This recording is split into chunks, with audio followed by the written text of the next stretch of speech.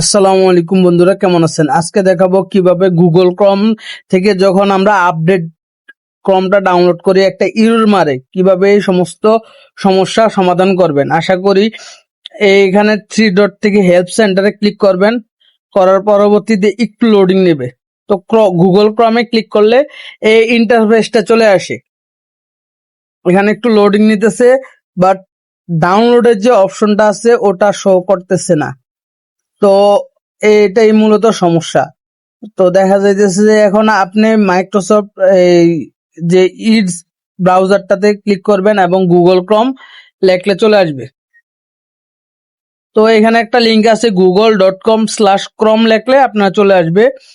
আসার পর একটু অপেক্ষা করতে হবে, করলে আপনার এখানে ডাউনলোডের যে বাটনটা এখানে শো করতেছে। তো আমার এখানে একটু এই যে শো করলো, ডাউনলোড ক্রমে ক্লিক করবেন। তো আমার একবার ডাউনলোড করার কারণে আমি আর এটা দেখাইতেছি না, এটা এই যে আমার এখানে ডাউনলোড করা আছে। এখানে ডাবল ক্লিক করলাম এবং আমার যেই আপডেট হওয়া শুরু করছে, কানেক্টিং টু দি ইন্টারনেট আসতেছে, সামান্য একটু সময় নেবে, নেওয়ার পরবর্তীতে এটা কমপ্লিট হয়ে যাবে। আশা করি বুঝতে পারছেন কিভাবে ক্রমের যে ইরুটটা আপডেটের সমাধান করতে হয়।